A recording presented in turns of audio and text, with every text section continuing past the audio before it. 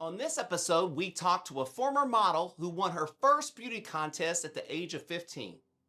My guest is Lorena, and not only was she a model, but she's a mom that's been a comedian and a personal trainer.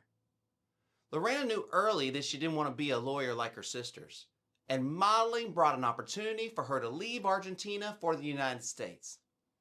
And in a place where you can be anything, Lorena searched, eventually finding what she'd been looking for inside of herself. We also talk about when you leave home and you're a broke model, sometimes you have to eat mushrooms with carrots and ketchup. Let's jump in.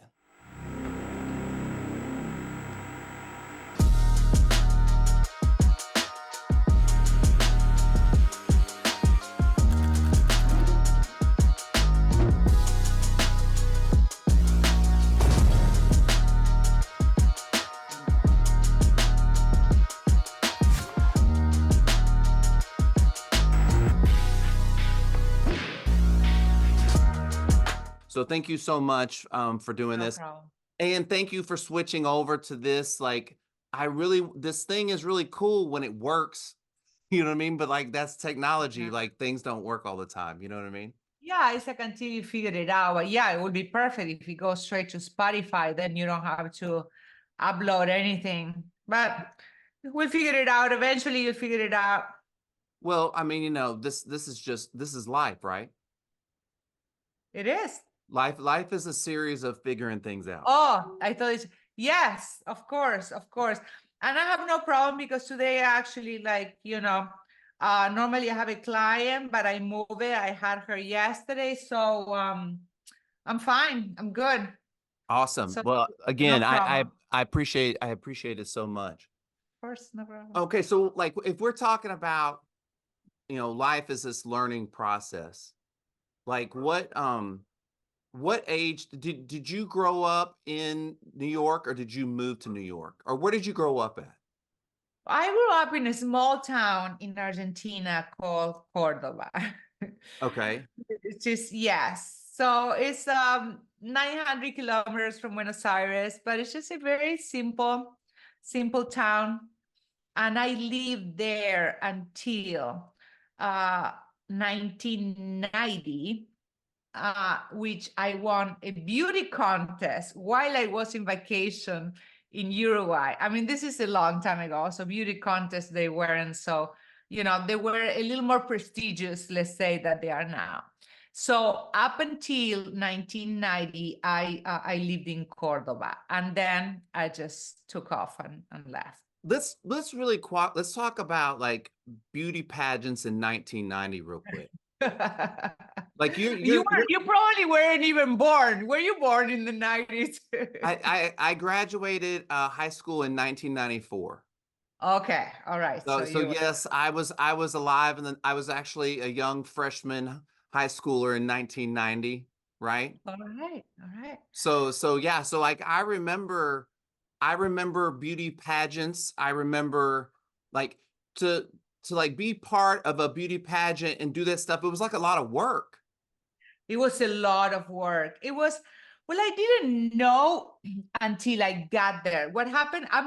I turned 15 years old actually in the runway in when I won this contest. So I didn't know much about it. I thought I was going to be a lawyer, just like my mother, just like my sisters, and I didn't know what the contest was about. My mom just put my name there because she was single at the moment and she wanted to go to all the parties. It was prestigious at the time. Yeah, that's my mother. It was prestigious at the time to be in a beauty contest. Now I don't like to use the word tacky, but it is a little tacky, I think. I don't even know if they are anymore. I think that there is one beauty contest, but I don't know how much. So it was a big deal. And it was just like every day it was rehearsals and interviews and, trying on clothing, all kinds of things that they will go on being a beauty contest, which I had no idea until I went through it. Well, I think, um, the way our social media is like shaped, it's like every day is a beauty contest. right? Like, you know what I mean?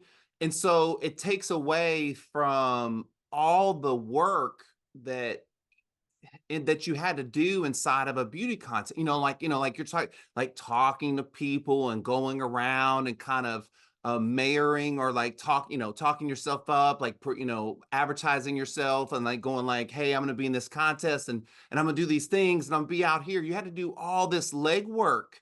And like now you just like post a picture on Instagram. You know what I mean? And Yeah, like, it's a total different story. A total different story. but but what did all that teach you? What did all that that grinding legwork of all those things you had to do modeling, what did it teach you?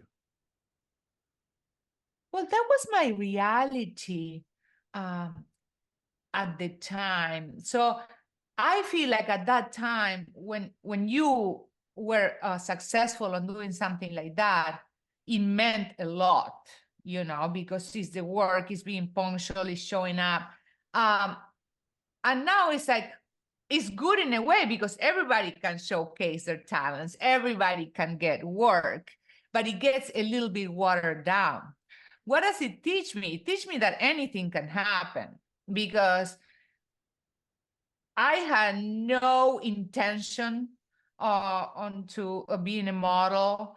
Uh, but it teach me that when you are professional, when you show up, when you take things seriously, uh, things can happen for you. And also, if something is for you, it's for you. Because now that I am a life coach, we talk about the power of intention and I'm visualizing and all that, uh, the secret, right? Like the law of attraction and that. But it also happens that when something is for you, it's for you. Because I didn't call none of that to me. And it just happened. And and that was the one thing, the one time that I said, okay, yes, I do it. And it changed all my life. Because maybe I will be in Argentina now, like freaking selling marmalade by the highway. Because I was not going to be a lawyer. I knew that. Well, I just think, like what is so interesting is that like, you say like, well, what if I didn't take that path? Well, that's not even a path for people anymore, really. You know what I mean? No. Because of the way social media is and the way, I don't know, the way we express ourselves, I guess. Like, I've never thought of this before, but before the internet, we probably expressed ourselves a lot more in person. Like, you know what I mean? Yes. We're And so, so lucky that we were able to yeah, to live those times. Because I mean, my kids, they don't even know what that was. Because now you needed balls to show up. You needed to pick up the phone and apologize. You needed to asking people out in their face. Now you're like, oh, I don't want to go to that party. I'm just gonna send a text and not looking at my phone anymore. And then you're like, but before you had to be like, one, you have to show up because nobody's picking up the phone. It was not even answering machines when I was growing up. Or you had to just call and be like, I'm sorry, and this is what's happening. Now you're not so exposed. So I feel like morally, I don't know if that's even a word, but like we were stronger. We took our word more serious, like we were more respectful towards others and ourselves. It's funny because like you will think that now there is no way to hide because it's social media everywhere, but we show what we want, right? But over there, you were really responsible and it was no way to hide behind a camera or behind a text or something. You had to show up, and we don't have that now. well, I think, the word you use that it really stands out for me is that you had to be responsible. Like, you know what I mean? Because when you said like, now you can just send a text and just not go and not look at your phone, that's going like, I don't want to be responsible. Right. Yeah. And like, what was it like for you, like at 15, to have to really own yourself, like on a runway? Does that make sense? Do you understand what I'm saying? Yes, it's like it was almost like a dream. You know, they say that life is a dream. Life is but a dream. It's a dream that comes and goes. It's here, it's not there. It's here, it's not here. But it was almost like it wasn't really happening to me. But I think that has to do with the way you are too. Like, I really didn't feel like I belong. Like, I was born in a dysfunctional family, but I mean, most people are. Um, and I didn't feel like I belong. I didn't belong in my family. My grandmother raised me, and then she passed away. My mom remarried. I was sleeping in a bunk bed under my baby sisters when my mom passed away. I didn't feel like I had my place in the world. You know, I always felt a sense that we all had a mission in life, that we all had a purpose. I had that since very little. And it will come and go, depending on the time of my life after, you know. But for me, it was just like, this is what it is. I'm just going to follow it. I have nothing to lose. I don't feel at home here. I don't feel like I'm myself. I don't feel loved. I don't feel like I'm special in any particular way. You know, I was a good student. It was just very mediocre. Like, I had nothing to lose. So it was just what it was. And I just follow it. I just follow it. And I was like, why not? What's the worst that could happen? That I have to come back home? You know? Do you think there was like, okay, you said that, how many sisters do you have? I have two sisters. They're from the second marriage of my mother, and her husband passed away. So it's just my mom end up raising us all. But I have two sisters, and they're both lawyers in Argentina. They're still there. You know, then you were saying like, I didn't really feel like I fit in, and I didn't feel loved, and I was saying basically, you know, did them being lawyers kind of make this facade that, you know, that you weren't loved, or was it was genuinely different for you? It was different for me because, first of all, I was the only child from my mom and my dad's marriage. My dad was a colonel in the army, super crazy and strict. And, you know, the 70s, that's when I was born, was the time of the, you know, this whole mess, you know, and like the army taking over the government. And he left. And I didn't have a male figure to follow, none of that. So it was different. It was I felt like loose, you know, like loose, like not like a mistake, because I don't think I was a mistake. I think, you know, but I just happened to be there. But I didn't feel sorry for myself. Neither I do now, because like I love my life. Like, if you tell me now you can be whoever you want in the whole wide world, I really just want to be me. And it's fine. And I came to peace with everything with my father before he passed away. He passed away during COVID. I was able to forgive. Even just a couple of months ago, I had conversations with my mother, because it's very different now. I don't think this new generation knows. And I don't even know if it's like this in America, but where I grew up in Argentina, like nobody ever said to me, I love you. That wasn't a thing. And I always thought about that, because I always feel like telling my kids, I love you. And it's a thing, you know, like we will see that in the movies in Argentina, and we'll be like, oh, this is the American. They're so like exaggerated. Americans make everything so Disneyland, you know, Disney princess kind of thing. But no, it's a feeling, it's a thing. Like, I need to tell my kids that I love them. So it was something that I always kept to me. And when my mom was here a couple of months ago, I was like, did you notice that you never told me that you loved me when we were growing up? And she was like, we just didn't do that. I'm like, your mother never told you that? No.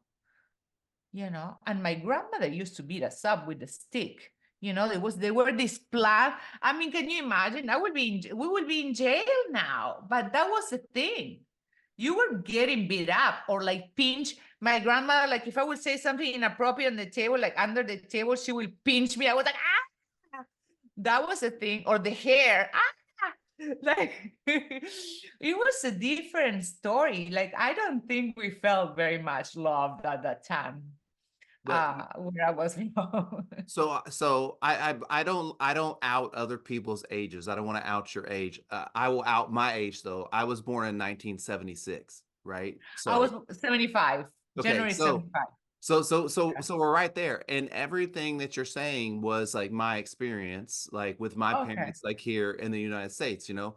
I think it was a thing of the, you know, the world really was going through some really rough times at that time. And I feel like that at that time, people really didn't have the time to say, I love you. They were too busy trying to like get shit done and make sure that we didn't want for anything and that we had the opportunity to tell our kids that we loved them. You know what I mean? It was like there was no time for that. And I remember struggling. My dad is a very stoic man. I remember struggling with the fact that he didn't tell me that he loved me. And now he tells me all the time. And I love it. I love that he tells me all the time, but now he tells me all the time. Like all those years, I wish that he would tell me he loved me, and he didn't. And now it's like every time I see him, "Hey, thank you, Dad. I appreciate it." Anyways, okay, so at 19, you get to the United. So what do you do from 15 to 19? Like, so are you just like modeling in Argentina? Yes, yes. I modeled in Argentina. I became I became very famous in Argentina. I was like everywhere. And the fact that I won that contest, then I won another contest. I don't know if you remember, Rachel Hunter was there. Um, I'm sure you know a bunch of these models. Like all the supermodels went through a contest that was called Supermodel of the World from Ford Models. So I was first runner-up the day that the girl from Chile, Daniela Benavente, won. I was the first runner-up too. So that was huge because then I was in magazines all over the world. And you know, in Argentina, when you were like a star somewhere else, it was like, wow. So I went through all this thing that I'm telling you, it all feels like a dream, like autographs and covers and interviews and you know the things that you hear now, celebrities talking about my personal life, that whole thing. That was messed up. That wasn't cute at all. That was not a highlight of my life, being like a superstar. It was embarrassing. It was really embarrassing. And you know, I was so young, so I would do interviews and I would be honest, and then they will like um change things, and I would just sound so stupid and promiscuous or like, and I was just like, oh my goodness. And then I had to go outside and see my friends, my teachers. I was like, oh my goodness. But yes, until I was 19 that I moved to, was 19, maybe even younger, that I moved to Paris. That's when I start doing the big things in Paris. And so you start modeling in Paris, and how long do you stay there? I stayed in Paris for 3 years. And while I was in Paris, you know, I would go to Milan for the shows, or to London, or to New York for some bookings, or Germany for catalogs. But I was based in Paris, where I lived in a house with the first time I lived in Eileen's Ford's house. It was an apartment that had so many cats, and it was with just, yes, it was just with a couple of other models. That was when I first started. And then I moved to a house with 15 other models, and we had a chaperone. And I lived there for a while until I got my own apartment in Paris. Okay, so as much as like I'm sure that any guy that's listening to this would love to hear the story of 15 models inside of a house, and like what I would sorry, what I would like to keep respectable and talk about is like what did that what did that experience of living in that house teach you about like relationships with girls and people and like how to talk to people? I mean, was that just a wild experience? It was a wow experience. It kind of It taught me so many things because everybody was there for a different reason. They were the girls from Russia that they had, like, that their mothers, like, they put them there. They would call the agency and everything to go on to make money for the family. So it was just like they will do, a lot of people will do anything to get a job, right? And you cannot judge because these people, some of these models had nothing. Like the only thing that they had was like, okay, you're pretty, you can go and make some money through modeling. Um, the fashion industry at that time, you could be like I did because I was my morals were good. I was a good girl like that. I will not go and sleep with people and photographers or go out drinking. I always like to work out and wake up early, and I was grossed out by disgusting men trying to get in your pants. So but some of the girls, like, they will do the extra thing. They will go out drinking, hanging out in hotel rooms, like partying, and I did not do that. I had to, if you want to be successful at something without breaking your own rules, um, you have to work hard. So I was very successful, but because I worked really hard. I show up in time. I kept myself nice. I show up to all my appointments. I will work harder to bring magic to whatever I was doing. I wasn't just doing a photo shoot. For me, it was telling a story because I'm very creative like that. And it's a very superficial job, but I was trying to find like an underlying message.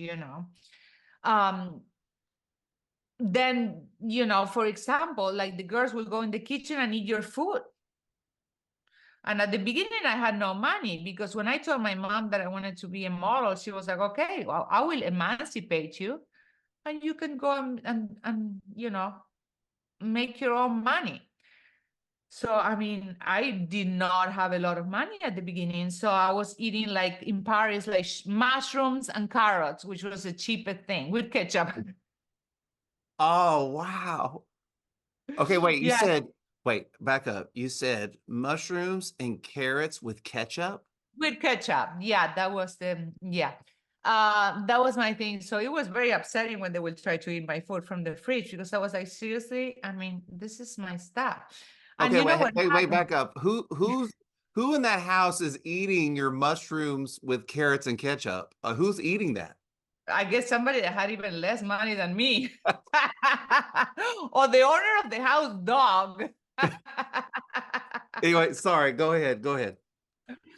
No, the thing is, like, I was in shape. I was in okay shape always, obviously, when I won this contest. But what happened after I had no money and I was living out of carrots and mushrooms is that I got super skinny. And I'm sure you remember that time when we were teenagers, it was it was after the supermodels. It was right in between, Cindy Crawford, Claudia Schiffer, all that. And then the new models that they were like, it was the heroin chic, remember? Mm-hmm, mm-hmm. So I got so skinny that I started working every day. Then I started making money, right? I was just like everywhere because I was like this. I looked like a boy. They cut my hair like this short, like they put it wide, like you wouldn't even recognize me. And that was fantastic. But then I had the pressure. Now I have money and I can eat, but I cannot because I have to still fit in this clothes size 00. And that is something that I'm really happy that right now I don't see that so much now. Now I feel like people is embracing more like all kinds of bodies, you know. But at the time, it was a lot of pressure to stay thin, and that messed up my head so much. I never had like an official eating disorder because I will still eat, so I wasn't anorexic, and I will not throw up, so I wasn't bulimic, but I will be like counting calories and always thinking about like food, what would be something that I can stay in this shape so I can stay still make money, and I don't have to go back to Argentina. What am I going to do now? You know, like I'm going to go to college now after being by myself for all this time. And what I didn't even know what I wanted to do. So it was the only option. So it was hard. And those are things that I don't think they ever totally go away. Like even like right now, I am very thoughtful about my body and food and the way I look, and I wish I wasn't. Um, and that's not something that you can immediately, like, you know, I work with a coach and everything, and so I can see how things are, but I think it might take me like my whole lifetime to just be completely like normal and free when it comes to the way that I look with my body. And I know this is so the total opposite of what I'm doing now, because I am a life coach, but I am a life coach and I'm helping people going through what I went through, but not because I have it all figured it out, because I know what they're going through. And I don't want people to have to carry that cross, because it takes space in your mind that it could be used for other more important things. I think I think if I hired a life coach and they had it all figured out, I would just run. Because that would tell me that like they're not currently present with their own lives, trying to fine tune what they're doing moving forward to make sure it stays good or even gets better. You know what I mean? Like, you know, if you can know the formula of like what your life is, but like, I don't know about you, I'm constantly experimenting on the side going like, well, would I like this? Would I like this? Maybe I'd like this. Maybe I work out in the morning. Maybe I work out in the evening. Like that's what I find cool about doing my life. You know what I mean? Yeah. Can we go Yes. back real quick? So you said that at some point you looked like a boy and they had cut your hair like super, super short and like all that stuff. How old were you at the time when that happened? Between 18, 19, I want to say. I'm not really good with dates, but I think that No. that might be around the time.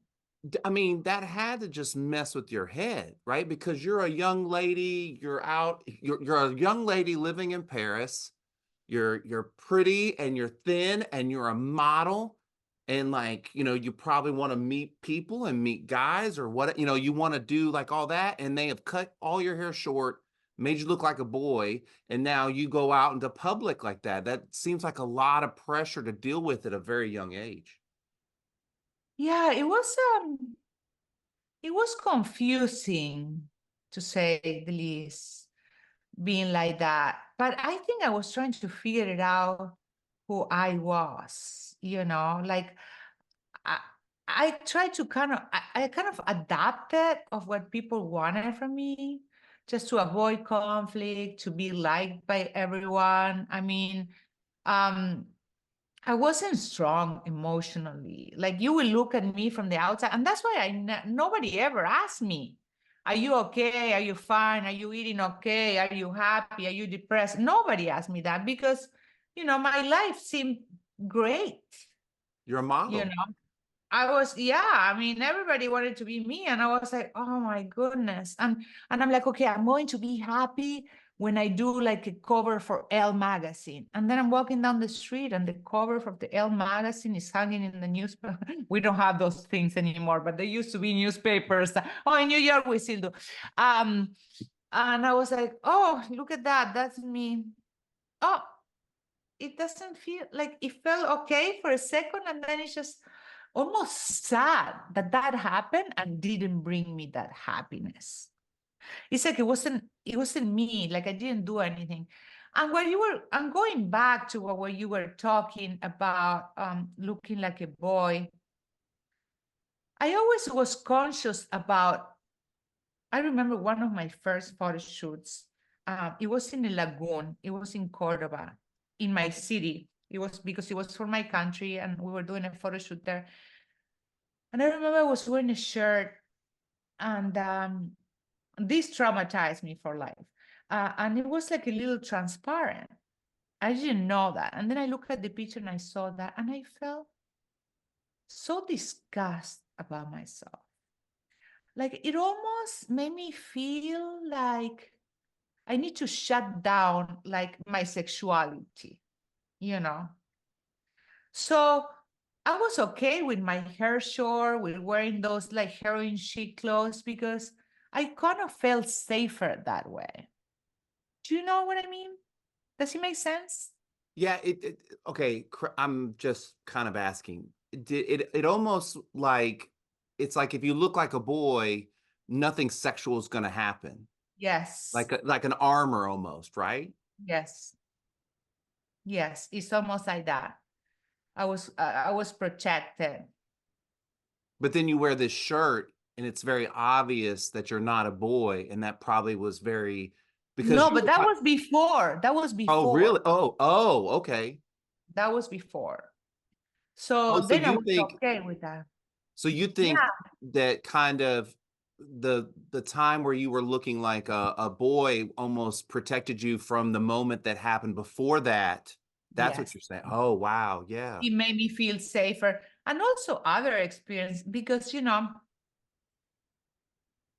it's it's it's discussing really how people and not just women really like they're taking advantage. How still at that time, and I'm sure still right now, um, how the abuse that the sexual abuse that we go through, especially if you're in a career that you're in the public eye, or is awful. And it's just like we have to be so careful. Like you have kids, right? You have a girl or a boy? Yeah. I have a daughter. She's 3. You have a girl. Yeah. I talk to my kids all the time about that and protecting themselves and being because things can scar you for life. And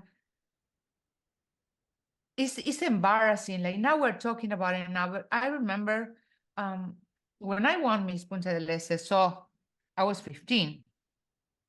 This is even before I was like well known as a model. I won a trip to Greece and I took my mother and and this guy like owned this like shipment company. I mean, he was like loaded and he had a dinner in his house and my mother was there. My mother was there and everything. And his daughter was sick in the bedroom. He takes me to the bedroom. And this guy like puts me against the wall and tried to stick his tongue in my mouth. And I'm 15 years old. I mean, I'm younger than my daughter. I cannot even, like, if I think that my daughter is going through that, oh my God.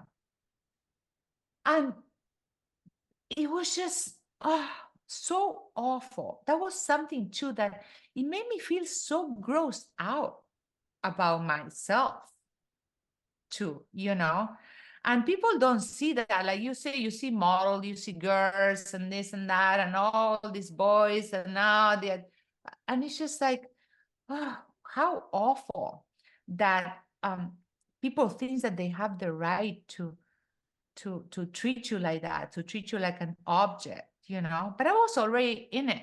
I was already like in my road of being a model and everything. So I wasn't going to back up with that, but I was always very conscious of that. I was almost embarrassed of being pretty or like, of wearing little dresses and things like that.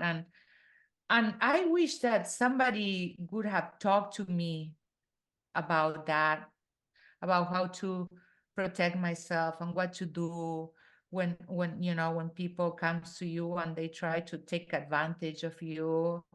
um and it didn't happen, and those are things that I never going to forget. And I think that affect me in many ways, in my relationships when I became older and I had boyfriends. It affect me, it hurt me, and I don't wish that on any girl. you know It's funny you talk about the thing, our parents weren't really great communicators, right? We already established that they didn't really tell you that they love you and stuff like that.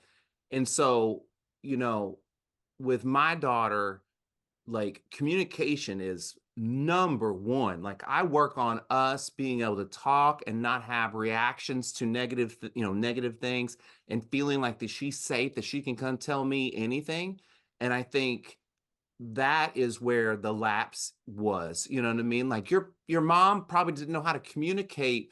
Hey, if this guy does creepy shit, like, like I mean, because parents, they didn't talk about love. They weren't even talking about like, good physical contact, much less Nothing. negative, nothing, So I think there's a level of like, I always think it's our responsibility as the next generation to be better. And so Yes. and so I want to be better with my daughter and be, because man, out of, minus something happening to her where, she's no longer on this earth, her being abused in that way is like my next biggest fear because Oh, people are just, and I want her to be able to protect herself and take care of herself. I'm lucky that her mom is really strong in that aspect. And then she has me, she has this cool dad to help her out with it too. You know what I mean? yeah. But yeah, I think, like like so how do you let me ask you this. So like what do you do different with your daughters to make sure that those kind of things don't happen to them? Well, same thing that you are doing. I talk to my kids about everything. I'm like, listen, it's okay if something like this happened, you come and you tell me, and it's okay, and it's not embarrassing, and I'm never going to get upset at you just because let's say that you went to a party that I didn't want you to be at, but then something bad happens. I don't care that you went to a party. I want you to come to me and talk to me about that. And I tell them all these stories. And they go, Mom, we don't want to hear it. I'm like, I don't care. I'm like, this happened, and this happened, and this happened. And I did this, and I smoked that, and this is what happened. And absolutely true, honest communication with your children. Everything, honesty. Let them know that they are safe to talk to us. Tell them about our mistakes, even the things that we don't even want them to think about, even knowing about. I don't care. Like, I'm like, this is it. This is me. This is what happened to me. This is what I did. I'm not proud about whatever. I want you to come to me because I didn't hear anything. I mean, and talk about like, I didn't have the talk about procreation, let alone being abused by somebody, Right. you know? I mean, I would like, I really didn't know what like body parts will look like.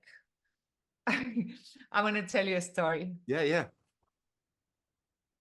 Oh, well, maybe you cut this out if you want to, but I like, I never like, didn't know anything about even procreation, right? And my mom had a boyfriend that had left the bag there for a long time, and I went through a bag, and he had a movie. So nobody's in the house. So I put the movie. So And the hang on, is movie this it's a VHS tape? is the VHS Okay, tape. okay, okay. So click play. And it was like a very inappropriate movie, okay? It Yeah. was not people I knew, thank goodness. That will really, I thought you were gonna tell me it was your mom, and I was gonna be like, oh oh my my God. gosh, that will be no, no. But when I see like body parts, at its best, I was like, I didn't even know things were that size. I was like, where is that thing even going to go? I was like, this is the scariest thing I've ever seen. I am never having a boyfriend. So Oh my so God. how okay, so when did you know you were done with modeling? Like when did you know that you were finished, that you didn't want to do that really anymore? Well, I was in New York. I did everything. I did commercials. I did independent movies. I did magazine covers. I did all the runways, high fashion, pret-a-porter, the whole thing. I did it all. And I ended up in New York, which I always wanted to go to New York. I love New York so much. Um, and I was making a lot of money. I had my own apartment in Tribeca, but I felt empty. I felt lonely. I felt empty. I felt unhappy. And I started getting curious. I always felt, like I told you at the beginning, that we all have a mission in life, right? I mean, the fact that I'm almost 50, as you understand, I had so many experiences that we can be here for 5 hours, but I'm just going to answer your question.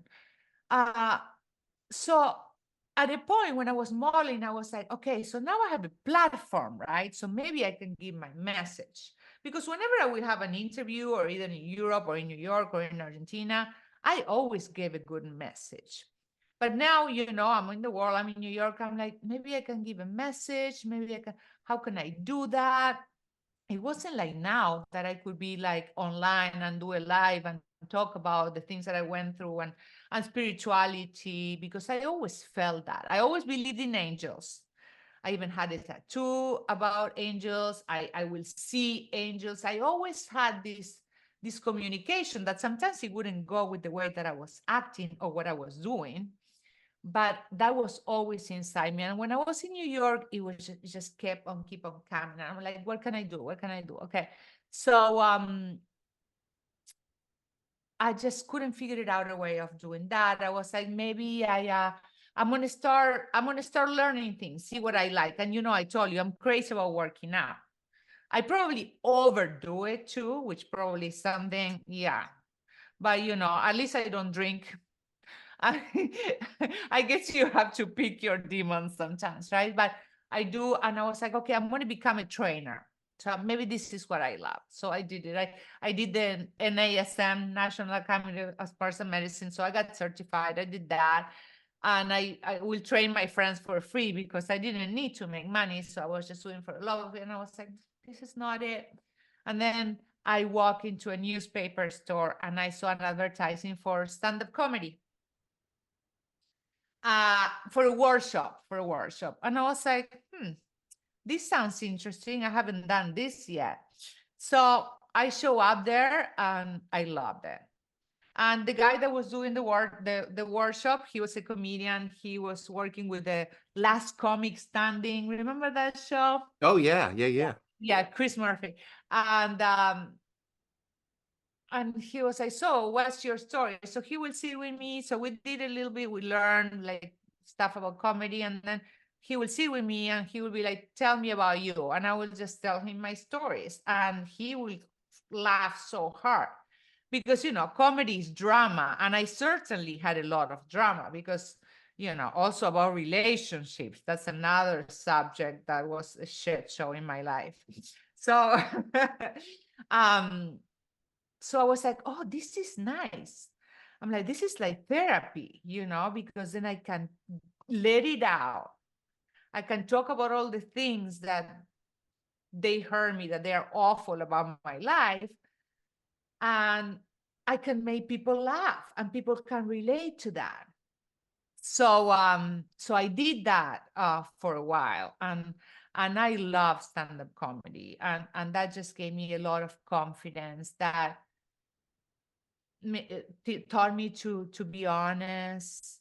It made me realize that I wasn't alone, that other people was going through that. It gave me confidence. So I didn't feel like modeling so much anymore. It was just like dying out. I was experimenting with other things. It felt silly for me. I don't know. I didn't feel it anymore. It lost the magic. Even, it's just like your body tells you, what happened to me? I start having vertigo every time I will go out in the runway. I was just, even if the runway was this high, I will feel like I was like everything was going backwards and I was going to pass out. I was like, what's happening? And I had walked with heels like this huge in runways that they were throwing water at it, that they were glass. And now I'm like in a runway like that and I'm feeling like I'm going to pass out. So I was just like, this is just, it's not fun at all. I mean, it's not even doable anymore. What were the differences between like maybe stage fright or whatever happens on stage doing stand up and then modeling? Was it different for you or is it just like easy? Well, It was easier in some ways and more difficult in another. It was easier in a way that stand-up, it was about me. Whatever happened, I'm the responsible one. I'm messing myself up. Like if I'm doing a Christian Dior show and I slip and slide, or I look like I'm walking like a duck, that I'm let yes, or I pass out of vertigo. I let other people down, you know. But stand-up is me. So whatever happens, I am the responsible one. It's very nerve-wracking, especially like at the beginning, in the way that you are raw, you're vulnerable. But that was refreshing for me. And that was when everything started changing, because that was the first time that I felt like I did something. That Really? it wasn't about, well, the thing, because, modeling, it was about, it was judged. I was being judged by others all the time. Like I had to adapt. It was all for others, Yeah, like did modeling feel like you were just doing it for everyone else? for everyone else. And it felt like, not that I personally felt that way, because I felt like I put magic and spirit into it. I really did. When I worked, I got into it. I felt like telling a story and things like that. But what people think is like, and what I would think too is like, okay, well, you're a model because you were born like that. What did you do to be born like that? You were born like with a body structure that's okay, and you have green eyes, and at the point, yeah, having light eyes and long hair, that was the thing, whatever.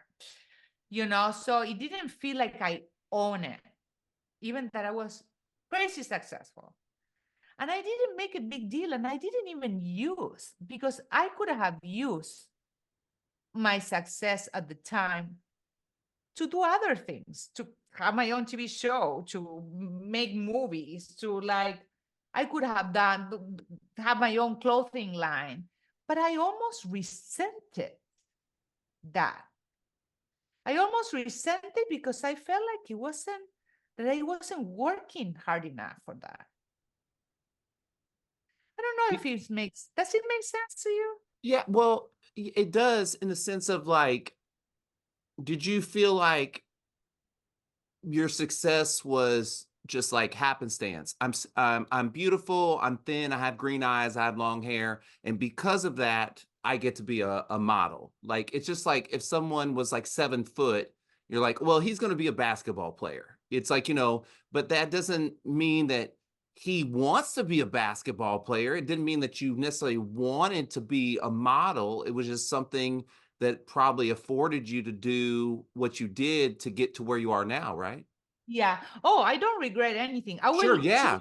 I will choose my life exactly like it was, because I don't want to be anywhere else but here at this moment.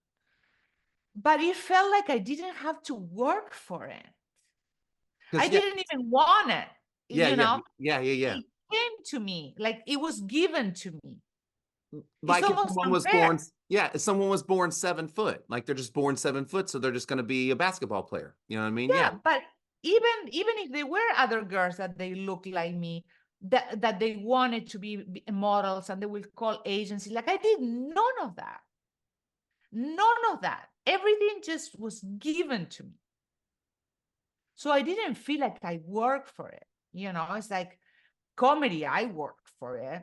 Yeah. You know, Yeah. comedy, I wrote my own stuff. I don't even know how to speak English, and I was writing jokes. It's like I worked for it. So it was like almost, I didn't embody that.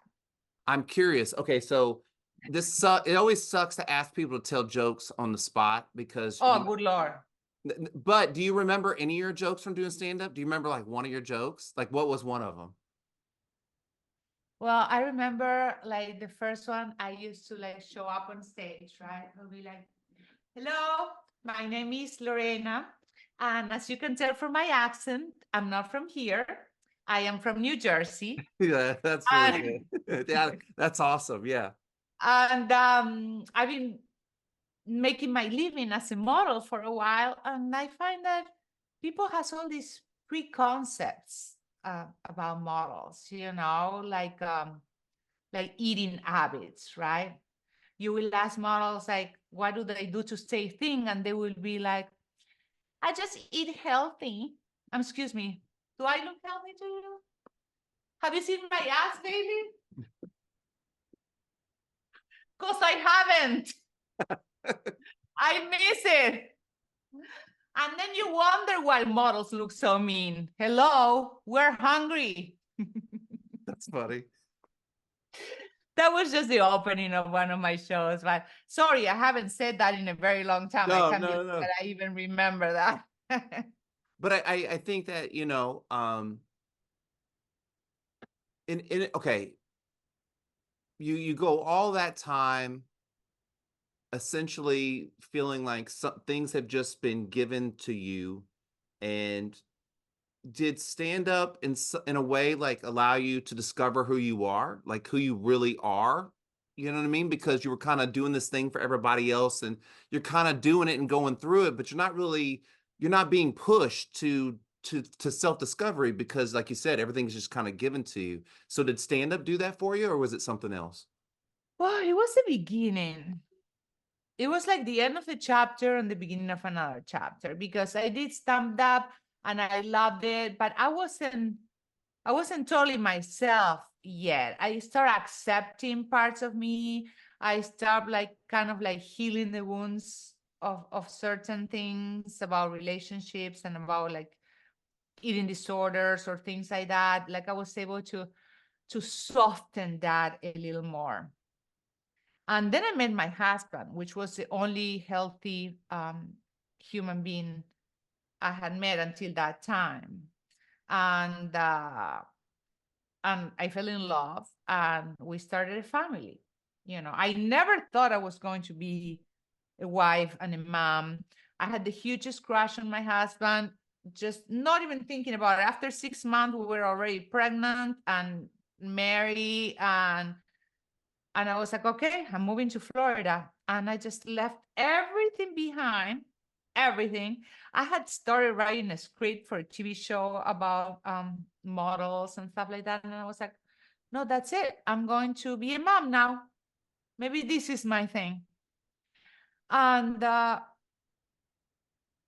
it was hard.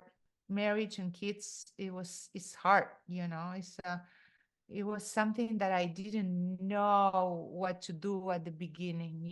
So I was like, I'm just going to do whatever everybody else is doing. So I kind of lost myself again a little bit in marriage, if that makes sense to you. I was like, wow, I finally met a man that's real. Like, he's divorced, but he's like just 7 years older than me. So it's not like he was, but he's older, he's handsome. He's divorced, so he already has kids and this and that. So he's a good dad. And that was the first time that somebody like a male had really made me feel taken care of and loved and safe. I had none of that before. I mean, the people that had dated, they were like pathological liars, drug dealers. I cannot, of course, I didn't know at the time, but my relationships were awful. And joke was on me because, they will even leave me. These comebacks. So I was like, wow. And he loves me for who I am. And he wants to go to Argentina, me, my family. Oh my goodness. So I was like crazy about him, but I lost myself again. I guess I didn't finish solidifying my identity, you know, um, at that point. So I became like Martha Stewart, going from stand-up comedy, more this whole thing. And then I was like Martha Stewart, different chapter altogether. And my kids are the best thing that happened to me. But I had times that it's hard for me. It was hard for me to connect. I never dreamed about being a mother, like my family dynamic wasn't inspiring for me to do any of that. So um, You didn't have a lot of that growing up. So like, why would you have any indication to want to do it? You know what I mean? I had no idea what I was doing. And the fact that my body was deformed with pregnancy, that was what's happening. Like I was always so obsessed with all that. So that whole thing was just like, but I will not never even talk about it. So inside me, I was like, okay, so now I just have to like almost like I was a character, right? And years passed by and I love my kids to death. And I've been an amazing mother, an amazing wife, but just because I was just doing the right thing and I was doing what I thought I was supposed to do, which I don't regret any of that because I love my husband and my kids so much. Thank goodness that this happened with them, with my husband, and not in another relationship. Um, but I stopped being myself again, and I forgot who I was again through marriage. And I was not doing anything to feed my soul, to be creative, to find my own purpose. And it's not to say that being a parent is not a purpose by itself, but you still need to have your identity as a parent. Yeah, You know, for sure. you have to, and I'm glad that I found it because now my oldest daughter, she's leaving to college next year. And can you imagine if I didn't find my purpose? Like my identity will live with my kids, and then what's going to happen with me? Yeah. And that That's happens. when I will start drinking, or this is when people starts like finding other things to numb themselves. Or like, they're so lost outside when their kids are gone. They're so lost because like you said, they're not doing anything along the way to make sure they're taking care of themselves so that when their kids do leave that they can go on and live their life. You know what I mean? Like they're Yeah. putting everything on hold. Like that's the big thing for me. It's like, doing this podcast and everything. These are the ways that I take care of myself so that I can like be good for like my daughter. You know what I mean? Yeah, So and you have to give an example too. You're yeah. dad that has his podcast, and that's you. You're not just dad, Well, you know. you want to hear something really wild is Yeah.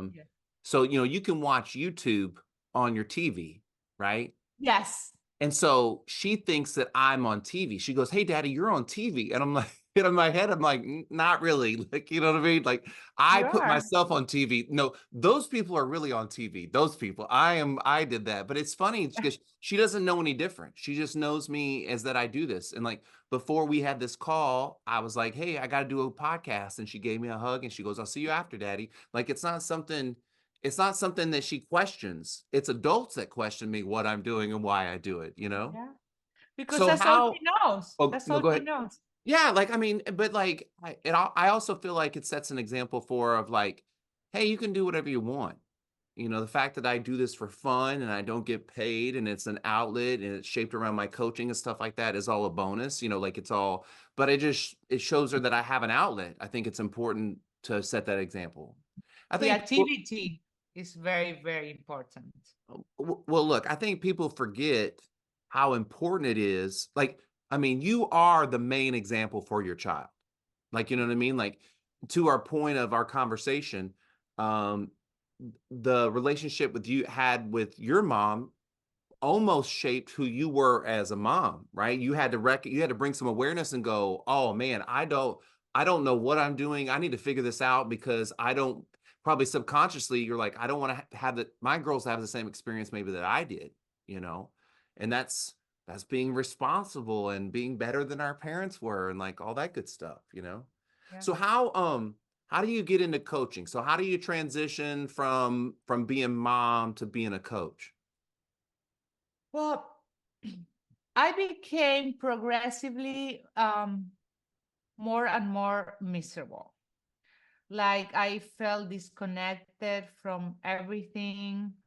I felt disconnected from my family, from my husband, everything. Life felt like a chore, like I was in a hamster wheel. Like I didn't really feel like I wanted to live anymore at a point. I mean, this is just so awful, but I was like, I don't even care, and this in my head, even having a family, I was like, what's happening? And then COVID happened. And so I was like, what is like I'm locked in the house, just my family and I have nothing to anchor me.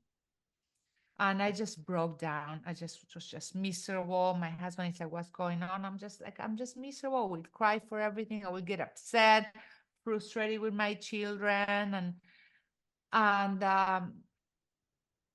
I was like, I don't know who I am anymore. I don't know who I am. I'm like, I'm not just a mother. I'm not like an ex-model. I'm like, I just need to figure this out. So I start like use creativity a little bit. I was always against social media because, I don't know. I thought that people that will do that, they just wanted to show themselves in bathing suits or whatever.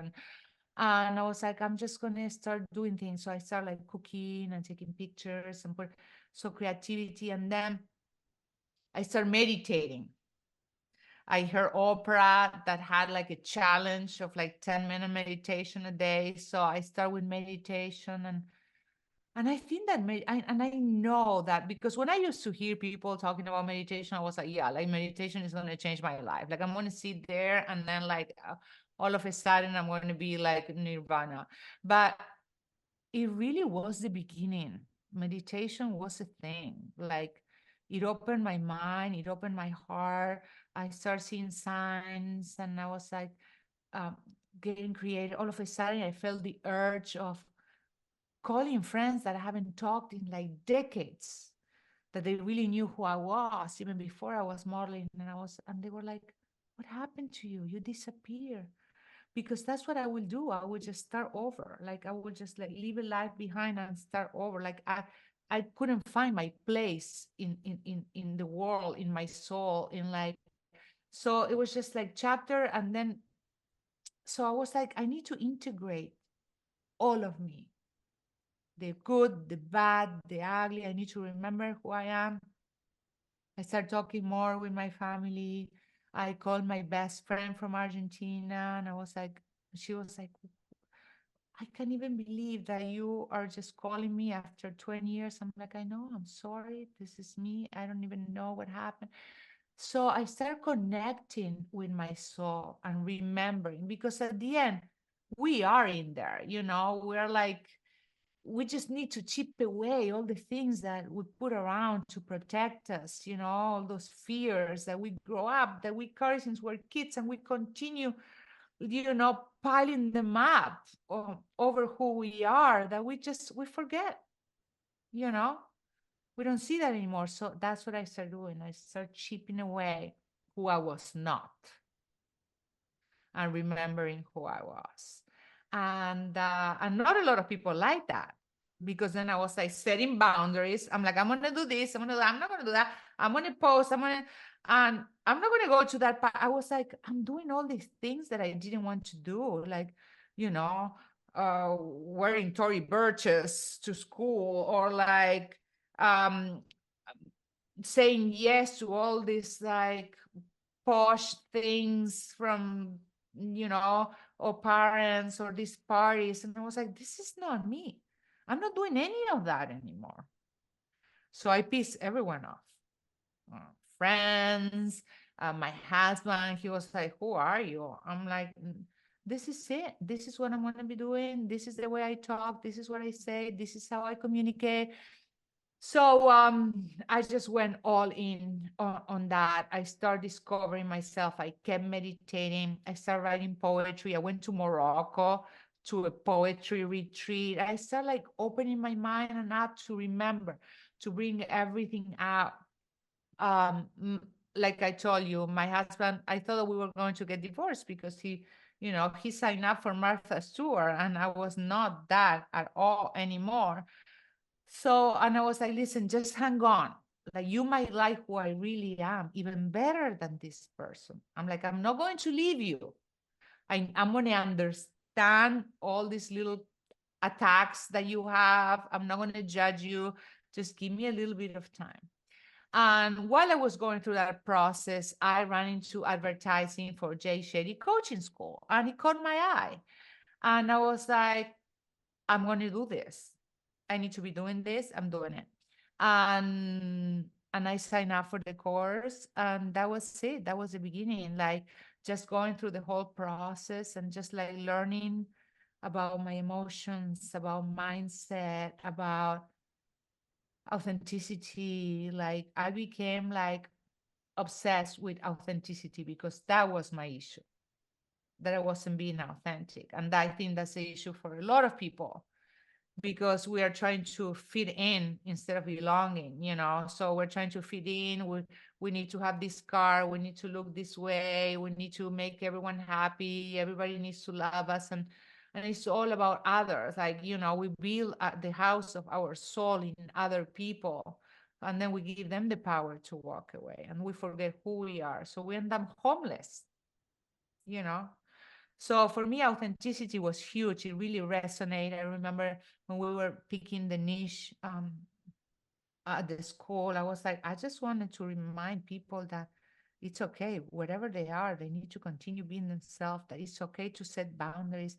It's okay to express yourself. It's okay to say no. It's okay to do things and fail. It's okay to change your mind. You know, just be you. Just be comfortable with who you are. Like, don't let anything own you. You know, just love yourself, you know, so much that you just want to give away, because that's what happens. Like, I think that I found my purpose once I accept myself. My past was happening, and once I learned to be compassionate with myself, to let things go, to not care about what people think.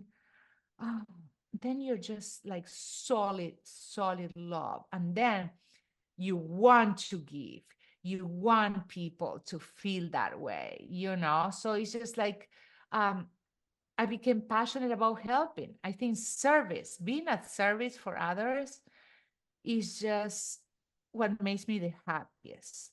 I don't know how to explain, but I'm sure that because of what you do, you have had that feeling. It's a feeling that's different than everything else. It's the feeling that almost when you have too much sugar, you know, that sometimes you get like that a little bit. And that's the feeling that I get when I know I can make a difference on other people. Nothing gives me that happiness. You cannot give me anything. You cannot give me trips, diamonds, houses. Like, nothing will give me the satisfaction that gives me being able to make a positive impact on other people, you know. And that's what's real. And then I remember everything that I always felt inside.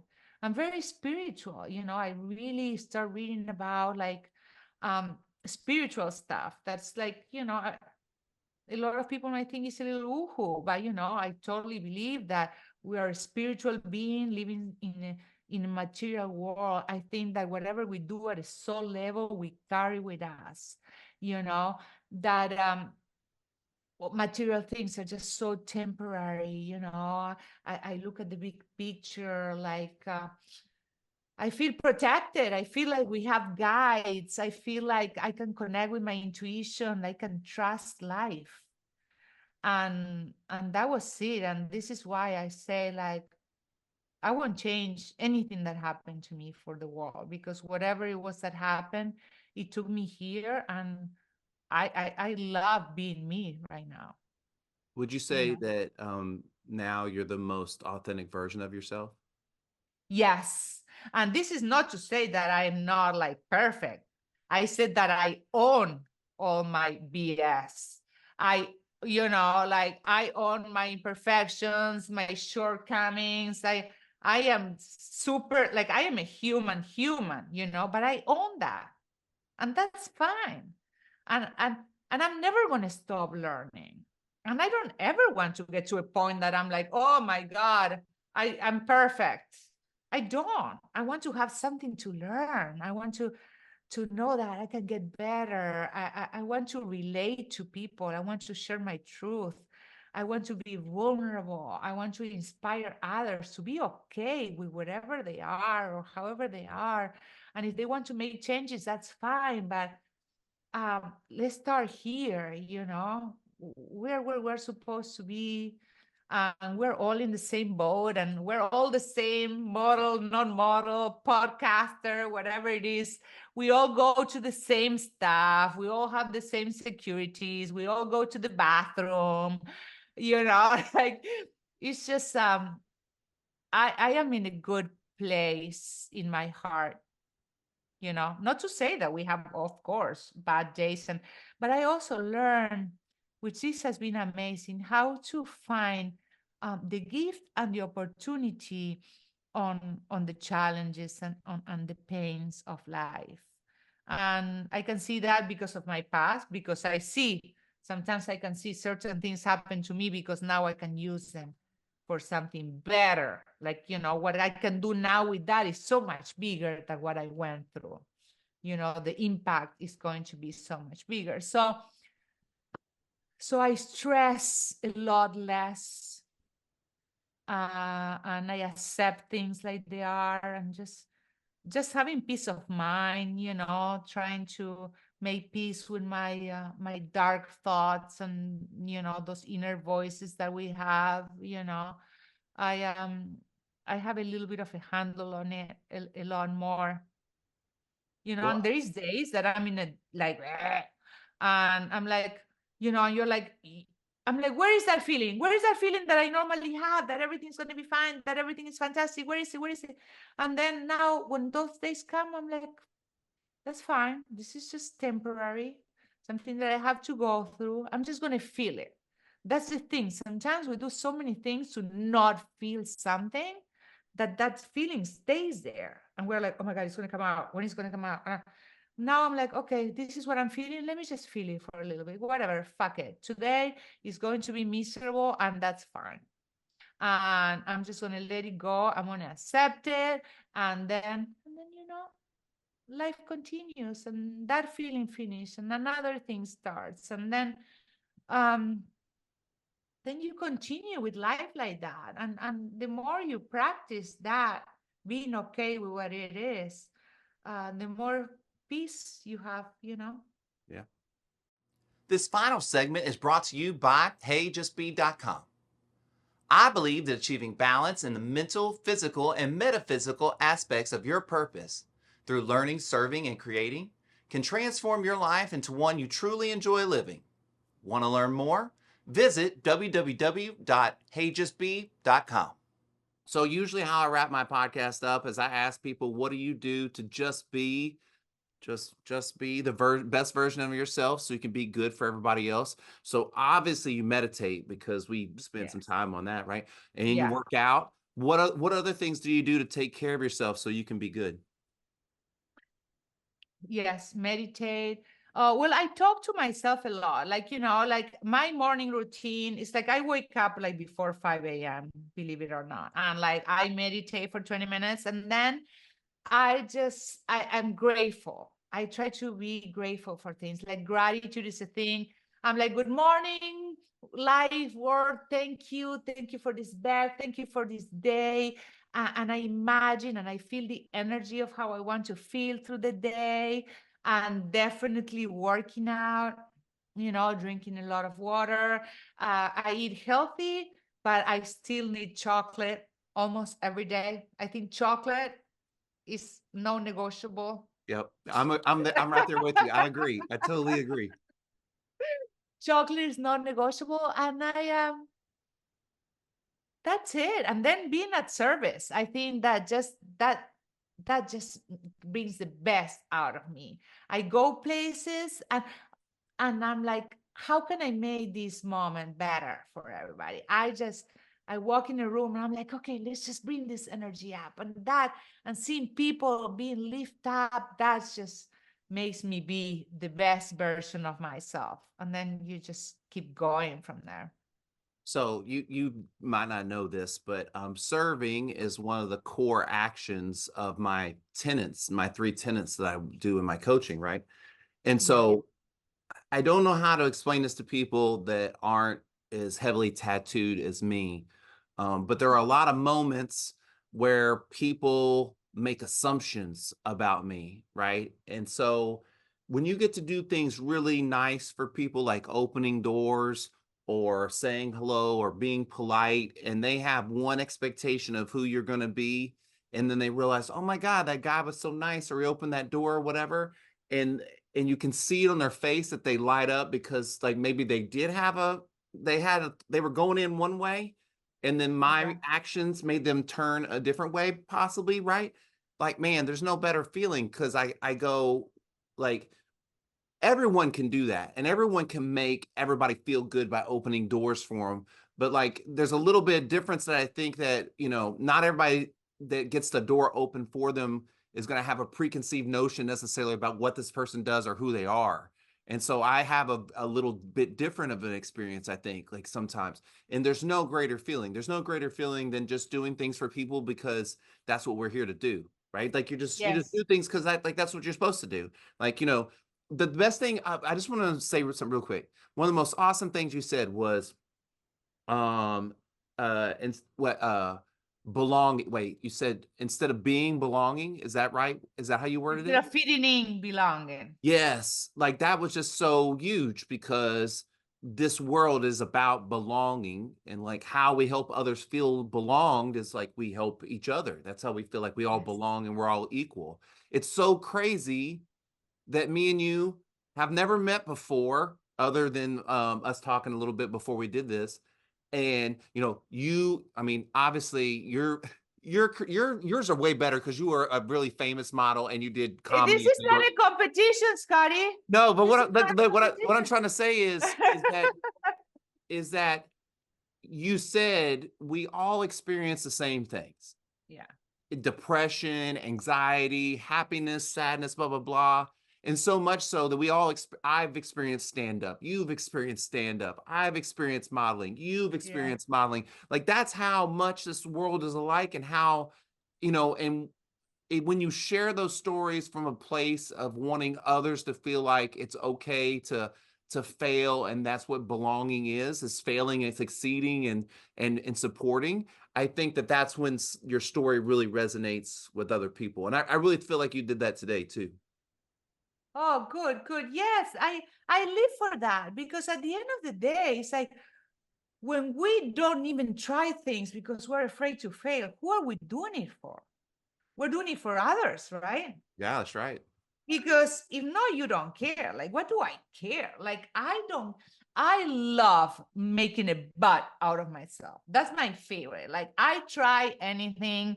I mean, I don't care the way I look or where I sound. I just do it. I'm me because when you have the feeling of belonging when you are okay with who you are. Wherever you are, you're going to belong because you're you. And that's it. When you're trying to fit in, it's like a puzzle piece that you have to cut pieces to put in there. You don't want to be there. You just have to want to be part of the picture. You are part of the picture. And we are all I read something about we're all like the ocean, but we're waves, right? We're waves of the ocean, but we're all the ocean. We're different waves. Some are higher than others, but we are the same.